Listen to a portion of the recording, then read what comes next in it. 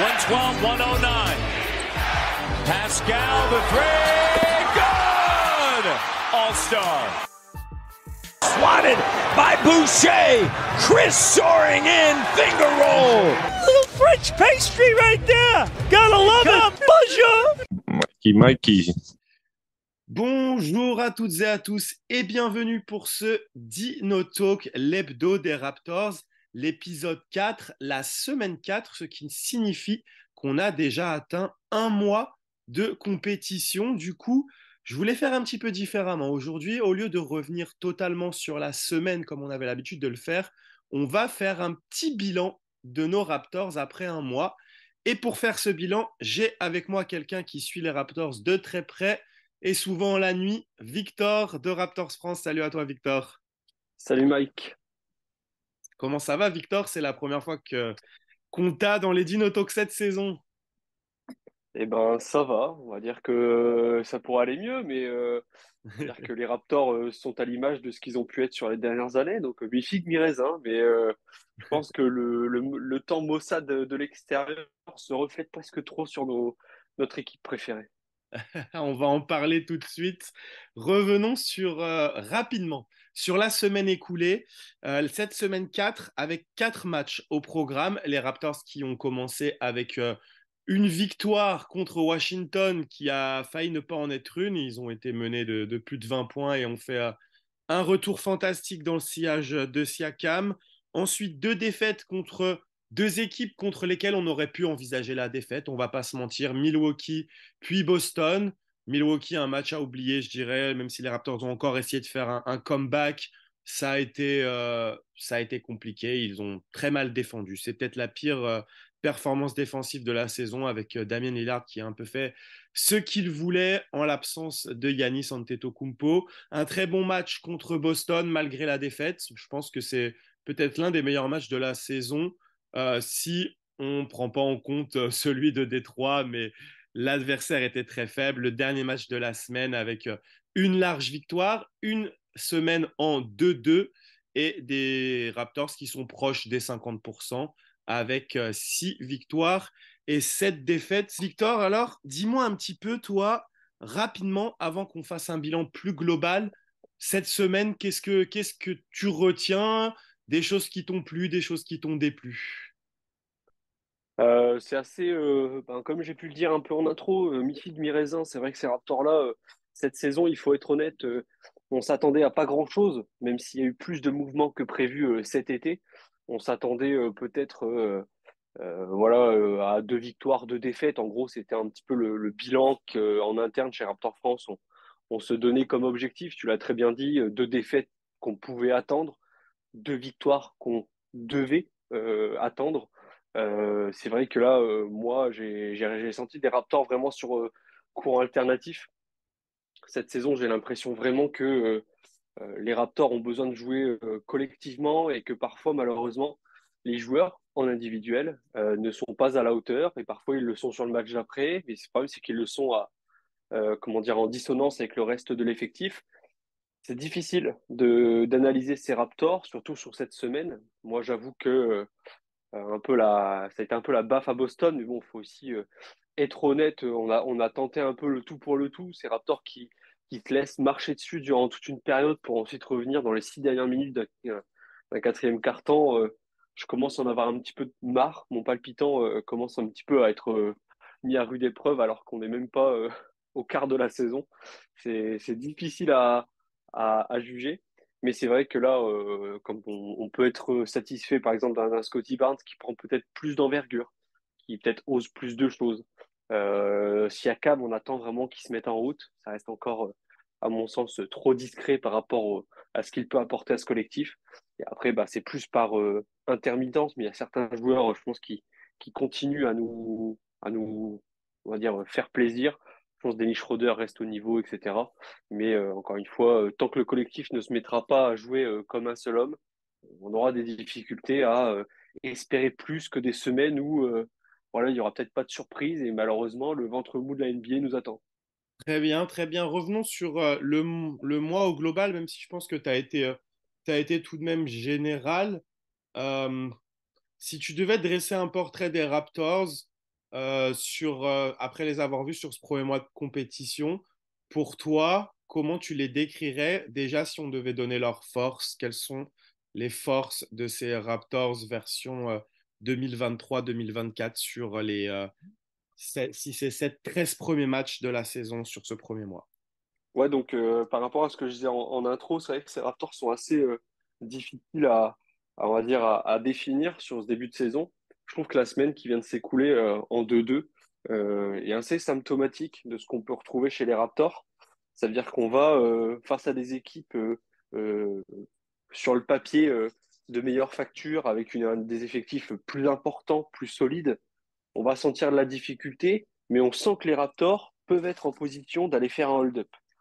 Et par contre, sur des équipes plus faibles sur le papier, je pense par exemple à Washington, on est capable de déjouer totalement et ensuite de sortir un run magnifique pour aller gagner ce match et se dire mais pourquoi on n'a pas joué comme ça pendant 48 minutes? Et en fait, l'expression être sur courant alternatif, c'est vraiment ce que je ressens chez ces Raptors-là. C'est-à-dire qu'en fait, j'ai presque des fois même pas envie de dire cette équipe-là, bah, c'est bon, ce soir c'est victoire, ah bah ce soir c'est défaite. Les Raptors sont capables du pire comme du meilleur, des fois sur 2 matchs consécutifs. Et cette saison, on aura l'occasion d'y revenir, parce qu'on va jouer parfois des équipes consécutivement. Enfin, par exemple, je pense à des rencontres où on va rencontrer, je pense, 2 fois Orlando de suite, etc. Enfin, il y a des matchs comme ça dans la saison où ça va. Et je pense qu'on est capable très bien de les exploser au premier match et de se faire laminer au second ou inversement. Alors évidemment, on pourrait parler, on va dire, d'adaptation, de gestion, voilà, de travail. Moi, je pense que les Raptors aujourd'hui ont besoin de redéfinir les rôles un petit peu et de aussi faire confiance. Je pense qu'il y a un gros défaut de confiance chez nos Raptors cette saison. Je retrouve aussi un petit peu ce que j'avais pu voir à une époque l'année dernière et même il y a 2 ans, voire même l'année après le titre. C'est-à-dire qu'il y a des moments où on sent que les Raptors ont les capacités, mais ils n'ont pas envie. Et je pense que la confiance joue beaucoup là-dedans. Pascal Siakam est un exceptionnel joueur. Scottie Barnes est un exceptionnel joueur. Et tout ça, ce duo, est entouré de joueurs qui peuvent faire le travail. Dennis Schroeder est un joueur expérimenté. Jakob Poeltl est un joueur expérimenté désormais. Et en plus, il connaît la maison. C'est un grand ami de Pascal Siakam. On sait que OG Anunoby est un métronome et si le bilan collectif suit, peut-être comment dire, un candidat sérieux au Deep-Boy. Et en fait, quand on voit le mois qu'on vient de passer, là, ce gros premier mois, enfin ce mois-là, moi j'ai envie de dire au Raptor, mais il va falloir poser un petit peu les bases. Alors évidemment, on peut aussi citer le fait que il y a de la nouveauté, on cherche à trouver un petit peu la place du banc, quels sont les leaders du banc, quels sont comment dire, les leaders de jeux vocaux et tout, c'est compliqué. Je pense que Fred VanVleet laisse une place, et je me souviens qu'à l'époque sur Raptor France, on en avait parlé, que Fred VanVleet avait su prendre la place de Kylori parce que Kylori l'avait formé à prendre cette place de leader vocal. Et je pense que malheureusement, Fred VanVleet n'a pas eu le temps de créer cette transition avec un autre joueur. Ça aurait pu être un Pascal Siakam, ça aurait pu être un Scottie Barnes. Ça ne se fait pas. Ils sont des leaders plus dans l'énergie qu'ils vont apporter sur le terrain. On l'a vu à travers certains matchs de Pascal Siakam ou de Scottie Barnes. L'énergie dégagée sur le terrain remotive l'ensemble. Mais c'est pas assez. Il faut quelqu'un qui parle. L'année du titre, on avait souvent dit que Kawhi était le leader dans le jeu et on avait un leader vocal avec Kylori. Les Raptors peuvent aussi appréhender sous ce prisme-là la distribution des rôles de leader. Mais c'est sûr qu'aussi Darko va devoir aussi, on va dire, reposer un peu son jeu. On a du mal pour l'instant à cerner vraiment ce qu'il recherche. On sent qu'il y a beaucoup de tests dans ce mois de compétition. Mais moi, alors, je suis un éternel optimiste parfois. Des fois, je suis très pessimiste et des fois l'inverse. Mais je sens que Darko apporte un peu plus de fraîcheur que ce que pouvait apporter Nick Nurse. J'attends peut-être juste que les Raptors regardent ce que Nick Nurse a apporté de très bon chez cette équipe. Par exemple, la défense, qui a longtemps été un de nos faire valoir vraiment une capacité que les Raptors avaient et qu'aujourd'hui, des fois, on a l'impression que Nick Nurse n'est jamais passé par là, que la rigueur défensive n'a jamais été un atout. Et c'est triste parce que je pense qu'il y a des éléments qui peuvent défendre de façon assez exceptionnelle. Scottie Barnes, Pascal Siakam, je pense que Jakob Poeltl est un excellent défenseur dans la raquette. Je pense que OG Anunoby peut être un depoy. Et je pense que même sur le banc, des gens comme Precious Achiuwa ou alors même McDaniels peuvent être des joueurs qui peuvent briller par ce côté-là. Mais malheureusement, on se focus peut-être un petit peu trop sur l'offensif. Et là, à partir de ce moment-là, il va falloir aussi redéfinir les rôles sur le terrain, les rôles de leader, mais aussi un peu plus de clarté sur le plan de jeu et sur on va dire, le développement de cette équipe. Je vais rebondir là-dessus parce que je te trouve sévère en fait. Si je voulais commencer par les points positifs, moi, ça aurait été le gros point que j'allais mettre en avant, ça allait être la défense. Les Raptors qui sont déjà dans le top 10 défense de la NBA. Alors, certes, je trouve qu'il y a eu des passages où en fait, c'est comme tu dis, est irrégulière, donc il y a eu des passages où ils sont méconnaissables. Mais de manière générale, moi, je trouve que la défense est très solide et peut encore progresser. Darko Rajakovic a mis en place des nouveaux principes. Ça, c'est la deuxième chose que tu as noté et qu'il faut vraiment rappeler sur ce début de saison. Il faut appeler, pour moi, à être patient parce que les Raptors mettent en place quelque chose de totalement nouveau cette saison, que ce soit en attaque comme en défense. Et ils peuvent encore avoir des gros mauvais réflexes de ce qui se faisait avant. Je pense notamment sur les aides défensives. On voit que Darko Rajakovic demande moins d'aide, plus de défense homme à homme et que parfois il y a encore des tendances à aller trop aider. On l'a vu sur le tir à 3 points de Derrick White où c'est Gary Trent Jr. qui va aider mais qui aide même pas forcément beaucoup. Il est juste dans l'entre-deux. Mais comme on avait l'habitude de voir avec Nick Nurse, qui avait tendance à laisser les tirs ouverts dans les corners à 3, c'est exactement ce qu'on a vu. Normalement, ce n'est pas les principes de Darko, donc j'ai été assez étonné, par exemple, sur cette action-là. Donc ouais, pour moi, le gros point positif, ça reste la défense. Je pense qu'il y a le potentiel, on le voit, il est là. Parfois, ça peut être irritant parce que on a beaucoup de joueurs qui se sont vantés en début de saison. Je veux être un depoy, j'ai le potentiel d'être depoy. On est plein de depoy dans cette équipe. Il y a eu énormément de discussions dans les interviews de début de saison. Oui, on est une grosse équipe défensive, etc. Et c'est vrai que sur certains matchs, parfois, bah, ça frustre un petit peu parce que tu sais que cette équipe a ce potentiel-là, notamment le match contre Milwaukee, typiquement. C'est pour ça que je te rejoins totalement sur, en fait, cette semaine 4, elle est totalement représentative de tout ce mois, en fait, parce que, comme tu l'as dit, on a une première victoire où les Raptors font un très mauvais début de match et ensuite ils remontent et ils gagnent. Un match suivant où ils font exactement la même chose et après ils perdent parce que c'est logique, c'est plus fort en face et surtout ils sont moins bons en défense. Un troisième match où ils montrent qu'ils ont le potentiel de tenir tête aux meilleures équipes de la ligue, ça on l'a vu. Et un dernier match qui par contre sort un peu de ce qu'ils nous avait montré jusqu'ici parce que je trouvais que jusque-là, ils se rabaissaient un petit peu au niveau de l'adversaire. Et là, il semblerait qu'enfin ils se soient dit, OK, quand on a un adversaire plus faible, si on joue à notre niveau, on doit tout simplement l'exploser.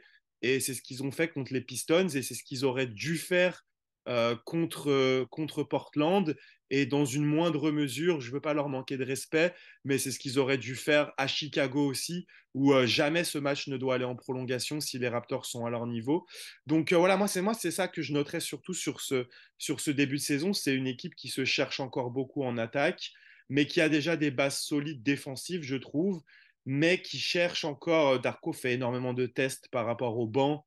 On voit qu'il n'a pas encore trouvé les bonnes combinaisons. Et aussi, puisqu'on est là-dedans, par rapport au style de jeu offensif, on sait qu'il a voulu mettre en place sa point 5 offense, son attaque en prendre des décisions rapidement, mais on voit que ce qui a remis Siakam dans le bain, c'était contre des équipes qui n'avaient pas forcément le joueur pour défendre sur lui. Et au final, c'est chercher des mismatchs qui sont avantageux pour lui et revenir à beaucoup de post-up, qui n'est pas forcément dans la philosophie de Darko, mais qui est en train de faire un petit peu un mix entre sa philosophie de départ, mais aussi faire en sorte de mettre Siakam à l'aise dans cette attaque. Voilà, donc est-ce que tu veux ajouter peut-être quelque chose sur quand même les trucs positifs qui t'ont marqué sur ce premier mois? Ouais, bien sûr. Après, je voudrais nuancer, hein. Je pense que tu as totalement raison. Je pense que moi, c'est vraiment plus la crise de confiance, hein. Même si c'est même pas une crise, j'utilise peut-être des mots un petit peu trop forts, effectivement. mais il y a une volonté, je pense, de retrouver, comme tu disais, l'excellent exemple de Derrick White qui met un 3 points assassin quand on joue contre Boston, où Gary Trent lâche son marquage. C'est là où je parle de confiance.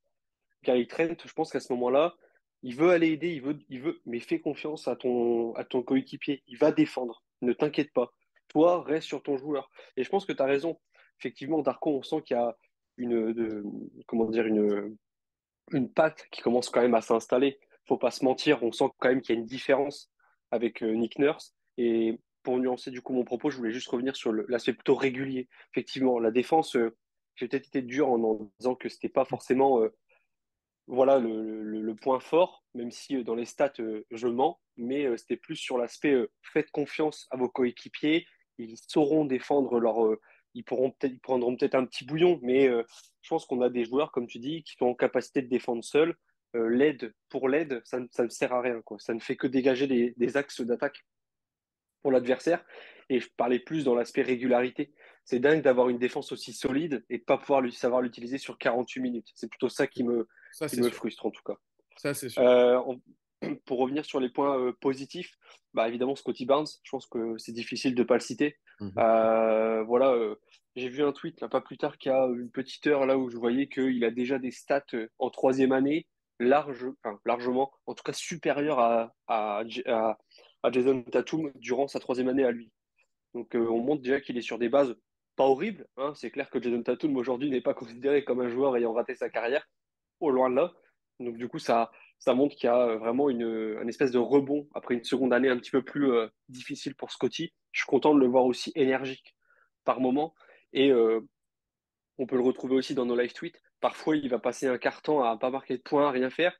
Mais l'énergie qu'il va apporter sur le terrain, la défense qu'il va apporter, c'est sans nul pareil finalement. Il y a vraiment une volonté de bien faire. Et je pense que c'est aussi... il a envie de devenir un leader, ça se voit. Je pense qu'en deuxième année, il avait peut-être un petit peu le doute. Peut-être que la présence de Fred VanVleet et de Pascal Siakam dans l'effectif, euh, on va dire, le retenait. Je pense qu'il était encore il avait besoin, je pense, de prendre vraiment de la place. Et je pense que la place qu'a laissé Fred VanVleet, Scotty Barnes essaye de se l'approprier un petit peu et de façon positive. C'est Exact. pas, il tente pas de vampiriser l'effectif. Le groupe vit bien autour de lui. On sent que Scotty euh, est l'avenir des Raptors, hein. Je pense qu'il faut pas se mentir par rapport à ça. Après, en autre chose, c'est vrai que la défense, en fait, je l'aurais cité autant dans l'aspect négatif parce que j'ai envie que les Raptors défendent comme ça pendant 48 minutes. Mais du coup, c'est aussi un aspect positif parce que je sais qu'ils sont capables de défendre comme ça. Donc Mhm. d'un côté, je me rassure en me disant qu'ils vont bien avoir à un moment le déclic et qu'on saura être régulier sur un match complet. Et enfin, peut-être en aspect positif, je citerai peut-être Dennis Schroeder. Mhm. C'est vrai que nous, on nous avait un petit peu alerté en début de saison, forcément. Avec les autres comptes Twitter, on discute, on essaye de jauger, tâter un peu le terrain, qu'est-ce que ça vaut, etc. Et Schroeder nous avait dit qu'attention, ça peut très bien fonctionner comme très mal. Ouais. Et on avait eu aussi l'exemple il a été MVP de la Coupe du Monde. On se souvient que avec Hernan Gomez, on s'attendait Mhm. aussi Exact. à la suite en fait de sa campagne. Mais en fait, finalement, il s'était complètement écroulé. On s'est dit, est-ce que Schroeder, c'est pas un feu de paille? À l'international, ça va briller, ça va être exceptionnel. Il va revenir en NBA, il va plus rien faire. Bah, finalement, on a découvert un joueur qui, à mon avis, s'épanouit bien dans l'effectif. Il apporte aussi un profil différent, peut-être. Il fait des efforts en défense, il a l'envie de scorer, il a un joli toucher de balle dans la raquette, il a un tir à 3 points assez honnête. Franchement, je m'attendais pas à prendre plaisir à le voir jouer. Alors, c'est pas péjoratif hein, ce que je dis, mais je m'attendais plutôt à un joueur très utilitaire. Il Mhm. faut un meneur, voilà, on a un meneur, basta. Non, non, là, je sens des fois, il y a vraiment des moments où on sent que Dennis Schroeder porte un peu l'effectif, a envie d'emmener l'effectif dans une dynamique positive, et je trouve ça vachement intéressant. Donc voilà, ce serait peut-être les 3 points que je mettrais vraiment en avant. Après, il y a des axes, on va dire, plus des espoirs, comme le retour de Pascal Siakam à 100%. On a vu que face à Washington, durant le comeback incroyable des Raptors, Pascal avait été magnifique. Vraiment, il y avait une espèce de grâce autour de lui, intouchable. Ça avait été très, très intéressant. Et puis, voilà, je pense qu'il y a aussi des joueurs, j'ai envie de les voir vraiment avoir le déclic. Pascal, on sait qu'il a le talent. Moi, je pense que Precious Achiuwa, il a la possibilité de s'imposer aussi sur le banc, d'impulser une dynamique positive venant du banc avec Gary Trent Jr. Gary Trent Jr., je sais aussi il peut le faire, il nous l'a déjà montré. Donc voilà, c'est aussi des aspects positifs, mais j'en attends encore plus pour vraiment les classer dans le positif. Ouais, je vais te rejoindre complètement sur Schroeder. L'une des remarques qu'on s'était fait en début de saison, alors je ne sais plus dans quelle émission, mais on se disait, en fait, c'est cool parce qu'on a trois joueurs majeurs, Barnes, OG et c'était sur la pré-saison, Barnes, OG et Pascal, et on a deux joueurs autour d'eux qui n'ont pas forcément besoin du ballon et qui vont faire ce qu'il faut en tant que role player. C'est vraiment l'idée qu'on s'était faite avant le début de la saison. Et on se rend compte quand même au final que Schroeder est très important. Et comme tu l'as dit, il a l'air de savoir quand c'est un peu à lui de prendre les choses en main. Quand il sent que bah, peut-être Scotty, ça score moins, Pascal, ça score moins, il va vraiment prendre les choses en main. Là où peut-être Fred était un petit peu plus critiqué la saison dernière parce que on avait peut-être l'impression, et c'est peut-être là qui s'est attiré un peu peut-être les foudres des réseaux sociaux, on avait l'impression qu'il en faisait parfois trop et que les tirs qu'il prenait, c'était pas forcément les tirs qu'il devait prendre au bon moment. On a l'impression que dans sa gestion, Schroeder a moi, je trouve on a récupéré un joueur mature, en fait. Il avait il avait une réputation dans la ligue que je retrouve pas, en fait, dans le joueur qu'on a récupéré. Je trouve qu'on a récupéré un joueur vraiment mature, vraiment leader. Et en plus, on voit qu'il y a vraiment cette symbiose avec Rajakovic, en fait. C'est Rajakovic. Il est venu pour Rajakovic. Je pense que a vu en lui un meneur titulaire NBA, là où aucun autre coach n'a vu ça en lui, ou en tout cas n'a osé lui donner les rênes d'une équipe, et je pense qu'il lui rend bien. Euh, J'avais eu un peu des doutes aussi sur les trois derniers matchs, où là, il avait vraiment été en dessous, mais il a été capable de réagir contre Boston, et il a fait un bon match contre Détroit. Donc, je pense que il va revenir dans une régularité. Je pense pas qu'il va rester comme il l'était passé un temps dans le top 5 des meilleurs passeurs NBA non plus. Faut pas s'attendre à ça. Et puis, de toute façon, le jeu des Raptors n'est pas centré autour d'un joueur pour qu'il y ait un joueur qui fasse autant de passes, même si Scotty là, arrive à faire des gros matchs. Mais je pense que c'est un jeu collectif avant tout. J'ai pas grand-chose à rajouter sur les points positifs. Un point que j'aimerais ajouter, je ne sais pas s'il est positif ou pas, on va voir sur la suite, et j'aimerais bien avoir ton avis. En tout cas, Darko semble donner sa confiance vraiment aux joueurs, au point où même quand ils font des mauvaises performances, il les remet sur le terrain. Et ça, je pense que peut-être pour l'instant, ça peut être frustrant parce qu'on va se dire, oh, mais lui, il n'a pas le niveau. Oh, s'il n'avait pas joué, ouais, on aurait gagné. Mais sur le long terme, je pense que on peut gagner en régularité avec le banc. Je pense à Malakai Flynn, mais je pense aussi à Jalen McDaniels, qui pour l'instant ne fait pas des bonnes performances, mais qui quand même continue à avoir le terrain.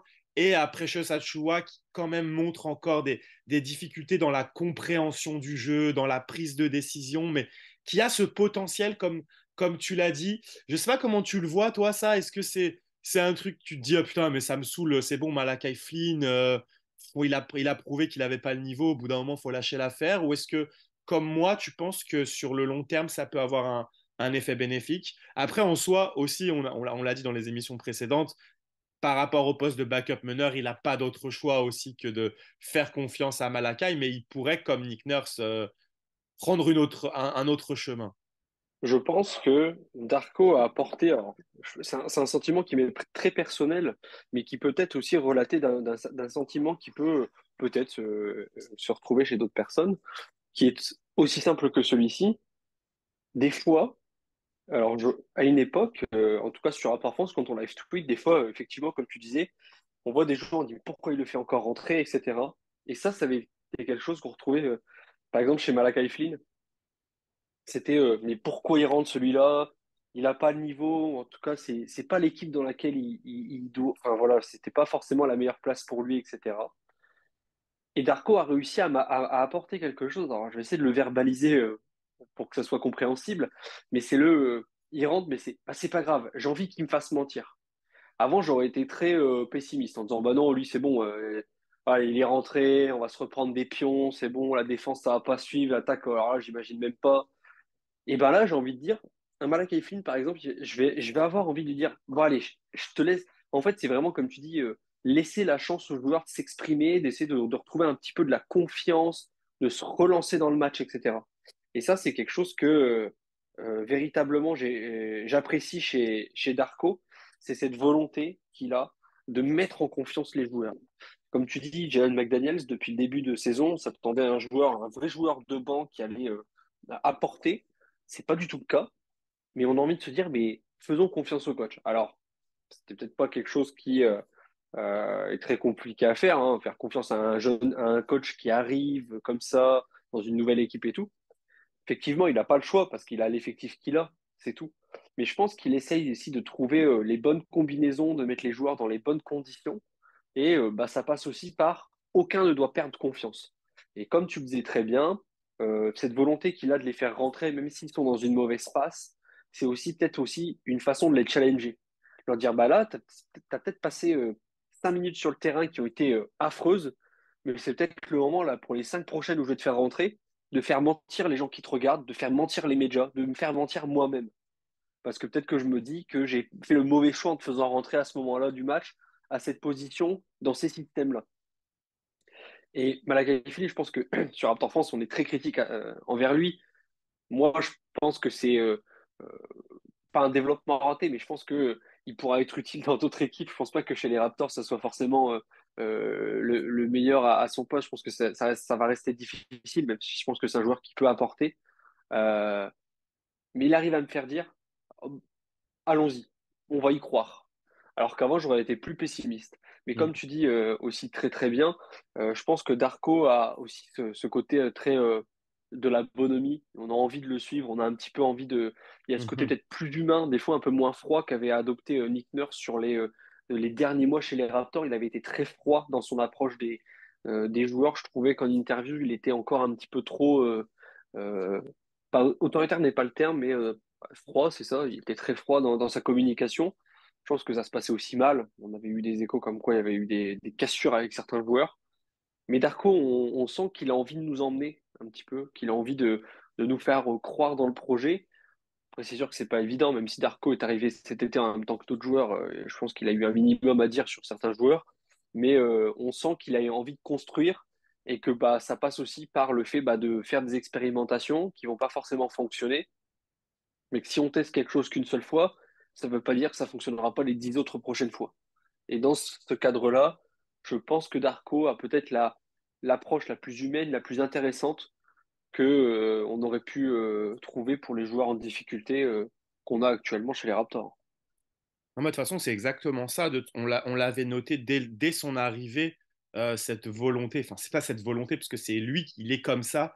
Mais en tout cas, c'est la volonté de recruter un entraîneur qui s'écarte de Nick Nurse. Après, c'est pas pour blâmer Nick Nurse, que Nick Nurse a sa personnalité, il est comme ça. C'est pas quelqu'un qui est très bon dans les relations personnelles.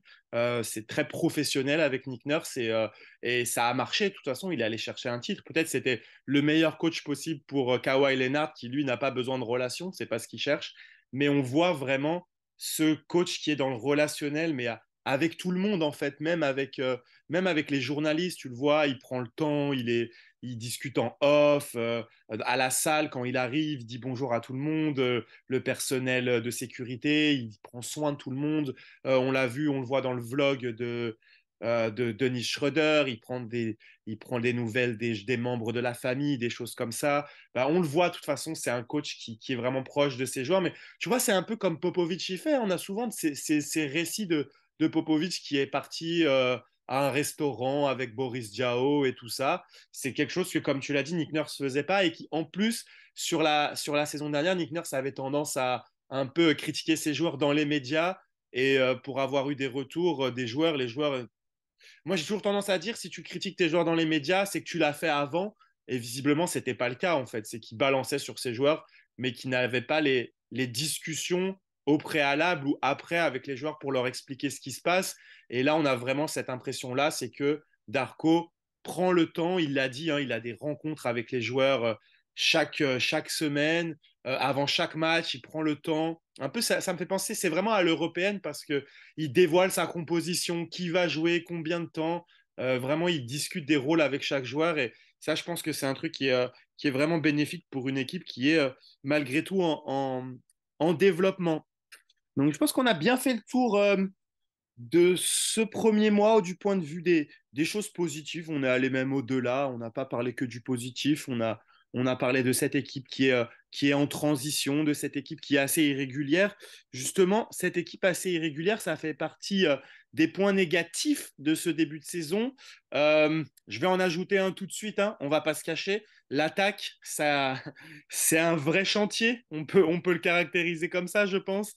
Une attaque des Raptors sur demi-terrain notamment, qui est la 29e de la ligue. Je pense que si on doit commencer par les points négatifs, il faut commencer par là.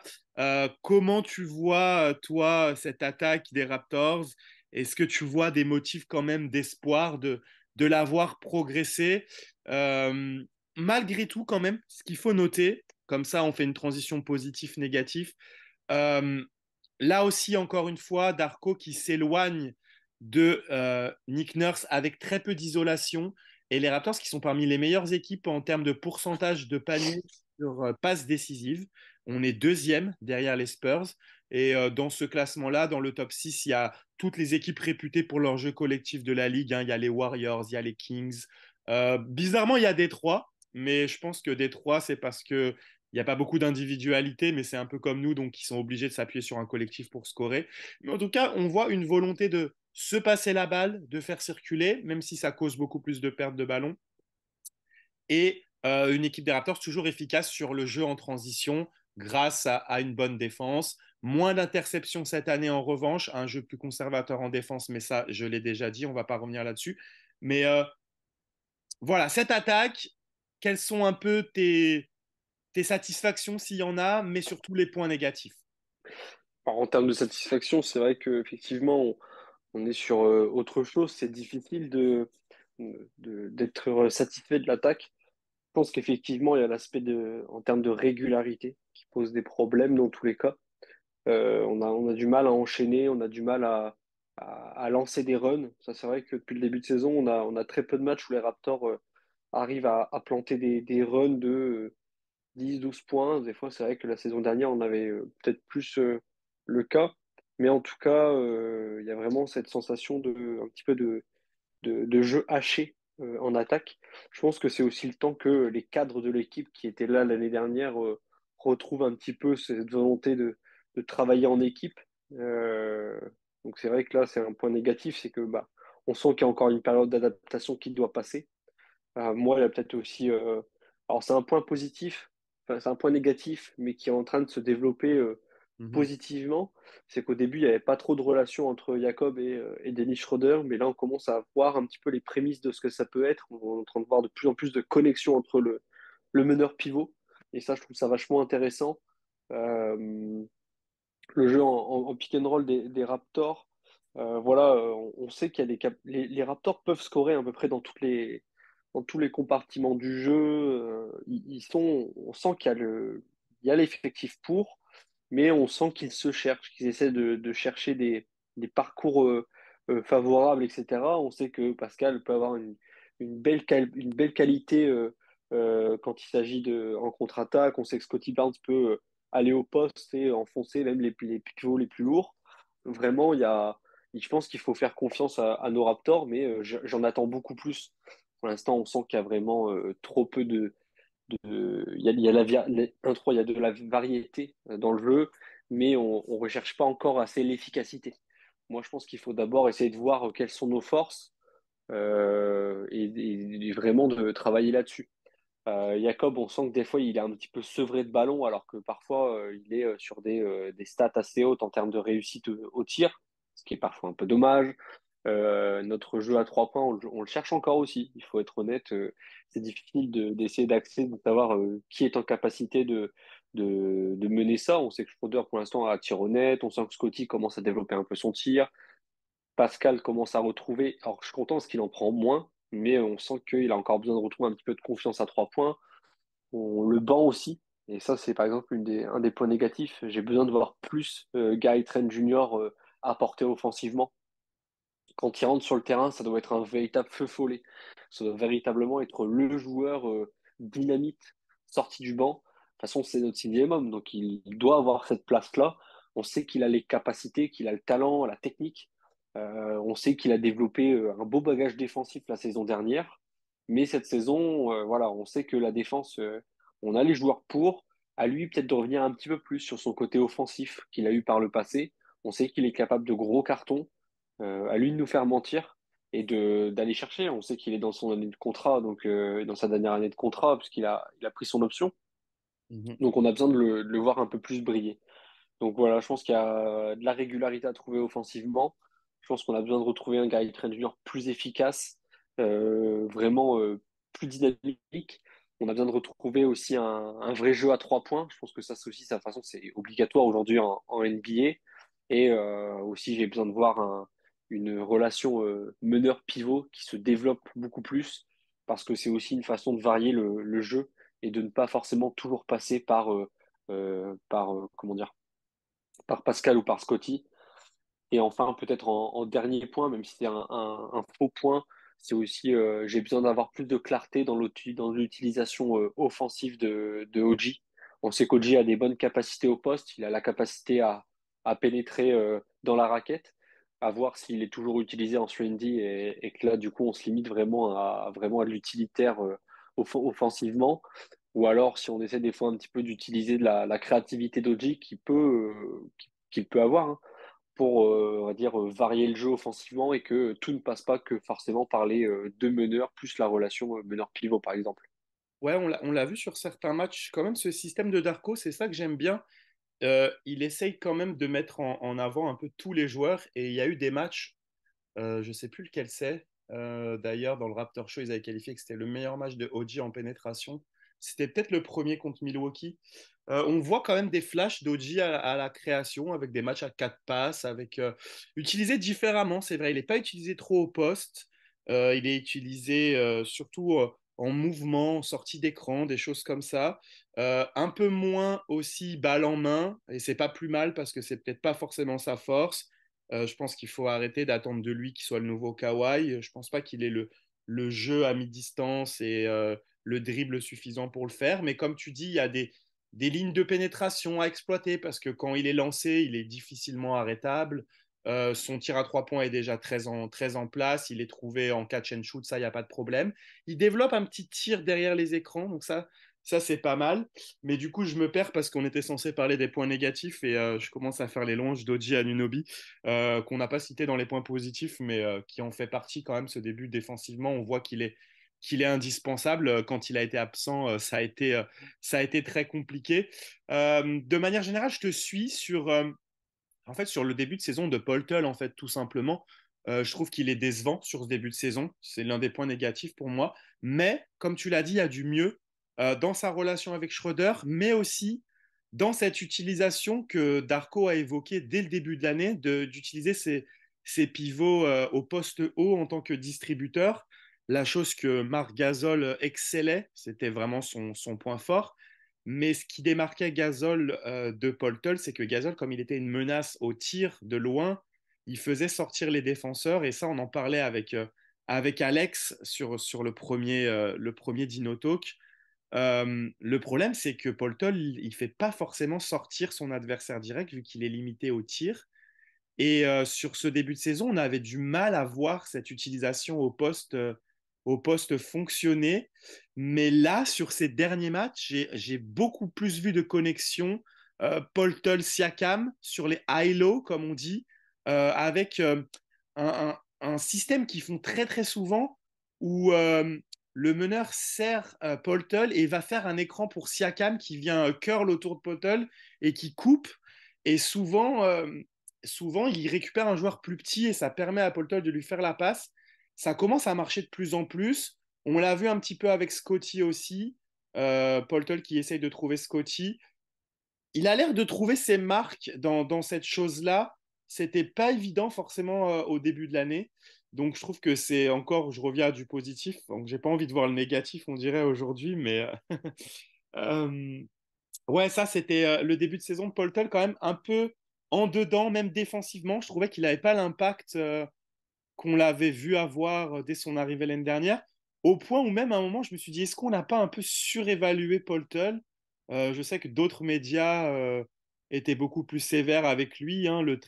Quand on l'a récupéré, ils ont dit on a récupéré un pivot mid, alors que ce que Masai voit en lui un pivot top 10 de la ligue. Donc j'en attends plus de Paul Tull encore, même si son impact, on commence à le voir, c'est intéressant.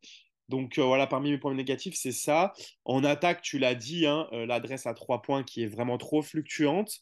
Même si je crois qu'on est proche du deuxième tiers, on doit être 21e adresse à 3 points. Il y a du mieux, mais il y a des matchs où c'est très très bien. Mais le problème, c'est que quand les matchs où c'est pas bien, c'est vraiment pas bien. C'est ça le gros problème. C'est qu'il n'y a pas de match raté à 3 points où tu es à 30%, quoi. C'est quand on met pas dedans, on met pas dedans. C'est du 4 sur.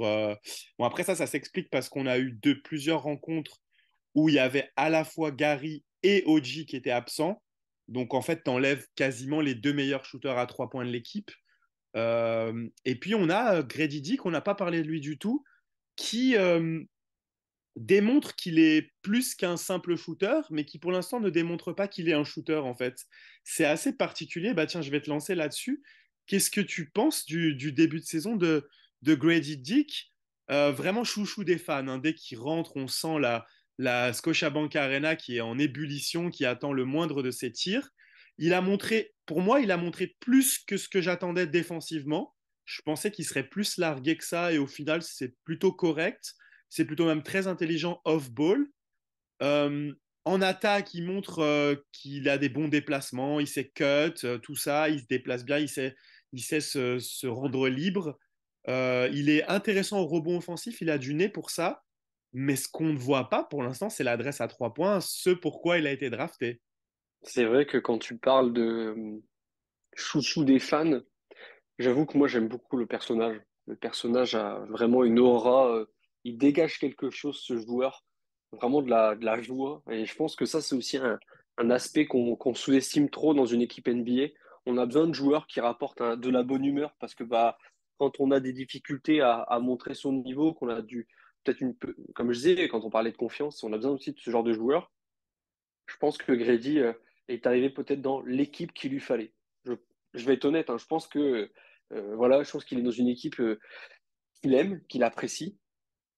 Je pense que Grady, effectivement, comme tu le disais, de toute façon, tu as très bien résumé, hein, on attendait un shooter et pas forcément quelque chose à côté. Là, finalement, on a eu beaucoup à côté, on n'avait pas beaucoup de shooters.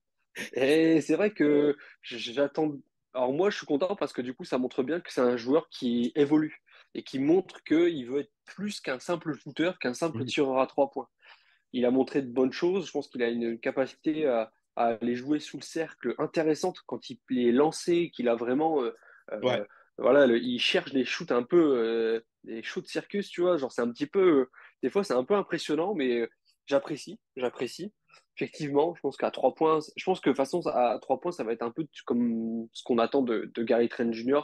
Ça va dire, il va avoir un déclic, et après, à ce moment-là, on aura facilement un ou deux tirs à 3 points par match de sa part. Parce que bah, je pense que c'est un joueur qui, de toute façon, on l'a vu à l'université, hein, qui a des capacités au shoot à 3 points assez impressionnantes, mhm. qui a vraiment des fois le sens. Hein, il y a même en déséquilibre, enfin vraiment, sa palette à 3 points est assez, peut-être vraiment chirurgicale. Comme tu disais aussi, ça m'avait vraiment impressionné. Alors, je m'attendais vraiment à un joueur très offensif, à 3 points ou pas, hein. Mais défensivement, il se donne. Et je pense qu'on en avait parlé peut-être l'année dernière. On parlait déjà de ça dans le Dino Talk. C'est qu'en fait, tout simplement, un joueur qui n'a pas forcément le niveau défensif, etc., bah, il peut compenser par l'énergie qu'il y met. Et on sent que Grady, c'est son année rookie, il va beaucoup apprendre durant cette année. Bah, j'ai l'impression qu'il a déjà compris que bah, même s'il n'a pas le niveau, même s'il n'a pas les compétences, qu'il n'a pas forcément déjà acquis certaines choses, bah, il sait que par l'énergie, il peut compenser un minimum. En Mhm. défense, on le ressent. Et c'est vrai que au rebond, j'ai été assez impressionné par sa capacité à sentir le coup, à Ouais. sentir où est-ce que le rebond va aller, et des fois d'aller gratter un ou deux rebonds face à des pivots plus grands que lui. Enfin, je veux dire, des fois, il avait vraiment ce sens et ça a débloqué pas mal de situations. Grady, évidemment, moi, je juge pas sur. Alors, je juge pas. Dans le sens où déjà, nous, on est une équipe en transition. On a déjà du mal à trouver de la régularité et de la confiance. Mais Grady dit que je vais vraiment pas lui en vouloir de chercher et de surtout de ne pas montrer ce pourquoi il a été drafté. Je pense qu'il tente. Et ça a précisé. Alors, je sais pas si ça peut compter dans quelque chose. Souvent, quand il tire, ça touche au moins l'arceau. Parce que des gars qui envoient des bricasses, ça j'en ai vu beaucoup, beaucoup depuis que je live tweet. Lui au moins il touche l'arceau. Hein, parce que des mecs qui touchent l'arceau, puis le rebond il part à 15 kilomètres parce que le truc c'est un parpaing de 12. Non, non, non, non. Là on sent que il est, comme je dis, il doit être à quelques centimètres de mettre ficelle sur ficelle. Alors oui, si le tir n'est pas converti, bah il n'y a pas de point, c'est 0 point. Effectivement, quand on touche l'arceau, on ne marque pas de point en NBA. Dommage mais on sent qu'il est pas loin. Enfin, je veux dire, en fait, c'est pour ça que j'arrive pas à être déçu offensivement de Grady Dick, parce que je sens que il est pas loin, quoi. Et tu vois, c'est comme l'avoir sur le bout de la langue, le truc. On se dit que voilà, et on a deux doigts de hurler à chaque 3 points. Et cette sensation, je pense que Grady Dick le compense énormément. C'est-à-dire que oui, offensivement, c'est pas encore ça, c'est pas ce qu'on nous avait vanté, mais à côté, il en fait tellement qu'on n'attendait pas que finalement, il y a un bon équilibre dans son début de saison. Je pense qu'il y a quand même, tu vois, du positif comme du négatif, mais qui a rien acheté finalement. L'offensif, on sent qu'il tente, c'est normal, il arrive dans la grande ligue, et défensivement, on ne l'attendait pas, mais il se donne et il nous impressionne plus qu'autre chose. Donc voilà, c'est vrai que Grady Dick, j'en avais pas parlé depuis le début, mais c'est vrai que moi, après, c'est parce que c'est un de mes chouchous, j'avoue que, voilà quoi, enfin, pour arriver au point où on a envie d'avoir un maillot avec le mot tub écrit derrière le maillot, il faut vraiment que le joueur nous plaise, quoi. Enfin, je veux dire, faut être aussi honnête, quoi. Et c'est vrai que c'est un joueur que je vois bien s'inscrire dans la durée chez les Raptors. Je vais être honnête, hein. Ça peut être. J'ai l'impression qu'il a cet ADN d'une équipe. Alors, est-ce que c'est parce que il a on va dire un caractère de Canadien presque? Je sais pas si j'arrive à bien m'exprimer, mais je sais pas. C'est cool. Enfin, j'apprécie voir jouer Grady Dick. Il y a une volonté de bien jouer et de faire pour l'équipe qui est ultra intéressante. Non, non, ça c'est certain, mais c'est un sentiment que quand tu es dans la salle, et vous allez le voir quand vous viendrez, euh, tu sens l'attente des fans. Je sais pas, il y a une énergie en fait dès qu'il a la balle. Il y a je sais pas, ça gronde un peu. Tu sens que les gens attendent qu'il rentre son tir et quand il le rentre, ça explose. Alors même si c'est du garbage time et que l'équipe elle a déjà perdu ou inversement, c'est. Mais en tout cas, ouais, comme tu dis. En tout cas, il y a des choses positives qui font que tu te dis pas, il faut pas que ce gars soit sur le terrain parce qu'il met pas ses tirs à 3 points. Ce qui aurait pu être le cas, tu vois, si il n'y avait pas tout le reste, on pourrait se dire, non, mais là, ça sert à rien qu'il continue avec Grady parce que il met pas ses trois, mais en plus, il nous coûte des points de l'autre côté. Il fait plein d'erreurs où il rate des passes ou je sais pas quoi. Et au final, non, il est quand même déjà assez mature. Il a un super QI basket. Et même sans ses 3 points, il arrive à apporter. Bon, pas à tous les matchs. Il y a des matchs ratés, bien sûr, mais c'est normal, c'est un rookie. Mais en tout cas, voilà, pour cette petite page Grady Dick, je pense qu'il fallait la faire. Peut-être pas forcément dans les points négatifs, mais c'était dans cette partie spacing et tir à 3 points qui fait encore un peu défaut aux Raptors, qui sont plutôt assez irréguliers. Euh, pour finir sur ce spacing, justement, c'était ça. C'est la grosse question de toute façon quand tu alignes un front de courte. Siakam, Scotty Barnes et même si Scotty Barnes, on ne sait pas vraiment c'est quoi le poste, mais en tout cas, quand tu as ces trois joueurs-là, avec Jakob Poeltl sur le terrain, sur le papier, tu as trois joueurs qui ne sont pas des spécialistes à 3 points. Ça peut être embêtant au niveau spacing, on l'a vu parfois. Il y a des contres à ça. c'est ce jeu de Poltol en poste haut, justement, pour libérer un peu des espaces dans la raquette. Des joueurs qui doivent couper. Pour l'instant, c'est pas quelque chose qui marche. C'est sporadique. Ça a marché par moment. Mais aussi, également, il faut le dire, on voit que Darko essaye d'adapter son jeu. Il est parti avec une idée de base sur cette point 5 offense avec du mouvement sans cesse. Mais on s'est rendu compte que Siakam ne s'y retrouvait peut-être pas là-dedans. Siakam a montré sur d'autres matchs où il avait des match-ups avantageuses qu'il pouvait être efficace, mais d'une autre manière.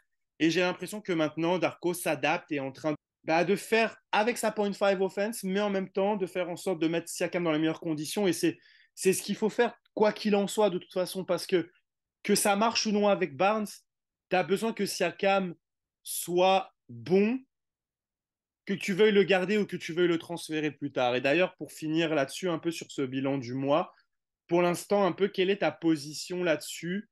Je sais qu'il y en a qui sont extrêmes à ce niveau-là. Ils disent non, de toute façon, maintenant, il faut donner les clés à Scottie Barnes. Siakam doit dégager. J'en avais un peu parlé avec Patrick Bizindavi lors de l'épisode précédent, mais j'aimerais bien avoir ta position de fan. Pour toi, comment tu vois l'avenir de Siakam? C'est compliqué parce que moi, je vois surtout un. Moi, j'aimerais bien que l'équipe soit menée par un duo Siakam-Barnes.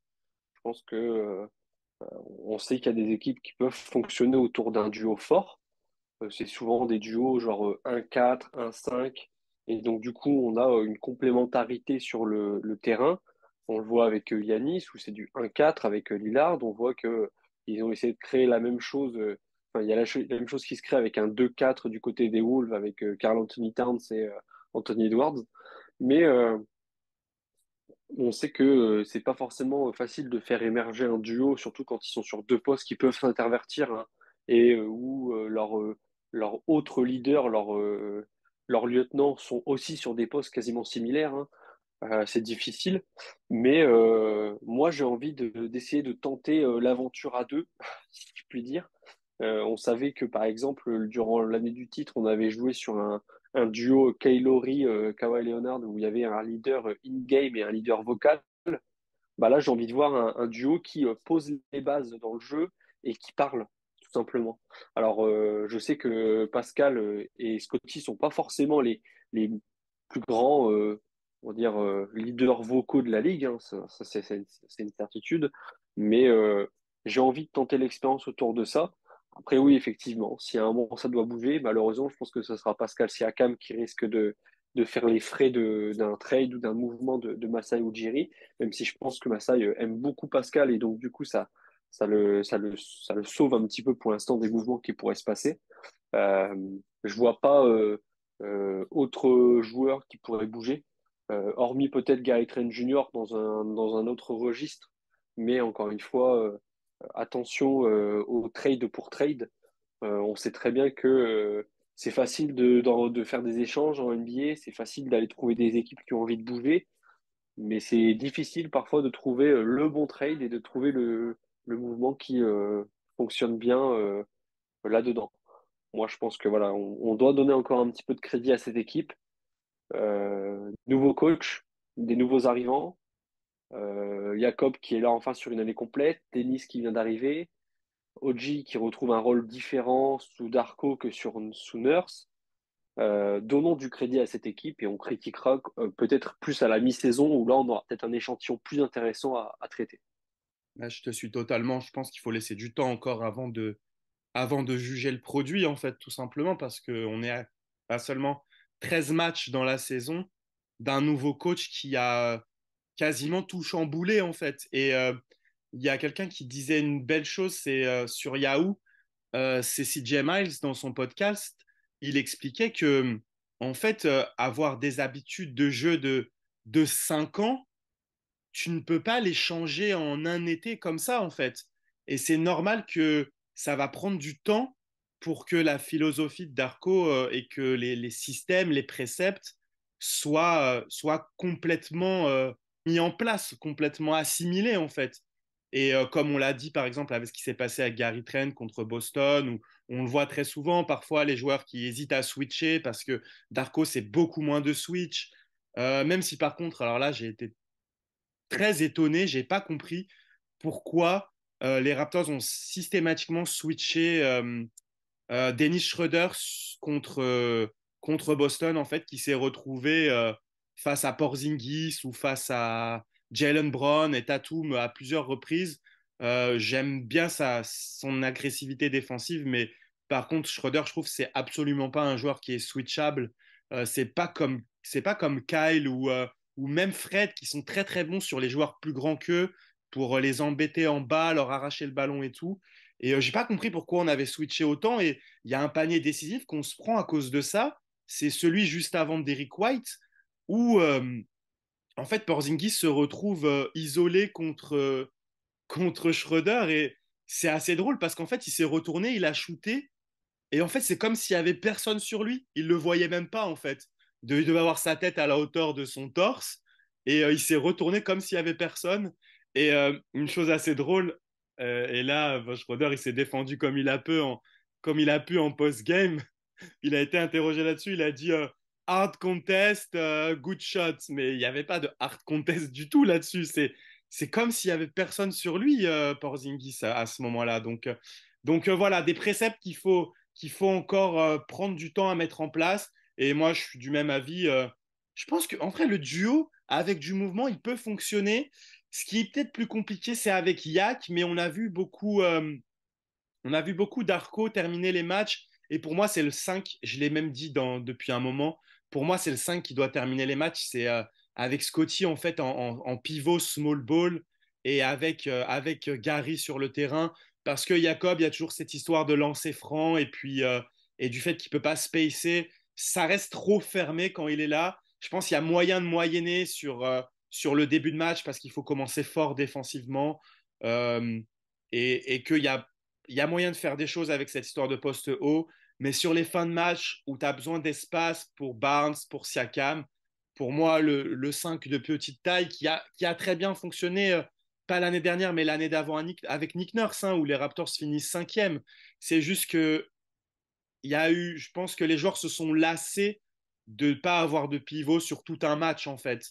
Je pense que Yak est nécessaire sur 25-28 minutes pour que les joueurs qui sont switchables comme Barnes, comme Siakam, comme Oji, n'aient pas à défendre un grand pendant tout le match, mais qui soient frais parce qu'ils ont eu Yak sur 25-28 minutes pour le faire en fin de match. Et on voit aussi avec Scotty qui a travaillé son cardio comme il a dit qu'il allait le faire parce qu'il s'est rendu compte qu'il n'avait pas le cardio nécessaire pour donner les efforts défensifs et offensifs. Et comme tu l'as dit tout à l'heure très bien, maintenant on voit que même quand il est un peu effacé en attaque, il fait les efforts en défense et du coup, on n'a plus cette impression d'avoir Scotty qui a des longs passages à vide. Même si on ne le voit pas en attaque, on le voit en défense.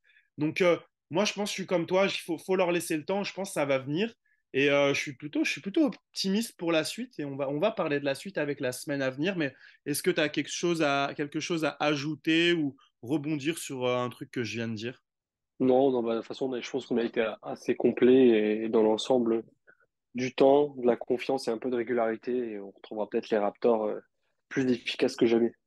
Eh ben, on va voir ça cette semaine. Une semaine qui va être très importante selon moi parce qu'elle est bien différente de la précédente. La précédente, c'était deux équipes entre guillemets faibles sur le papier et deux équipes fortes avec des résultats qu'on pouvait attendre.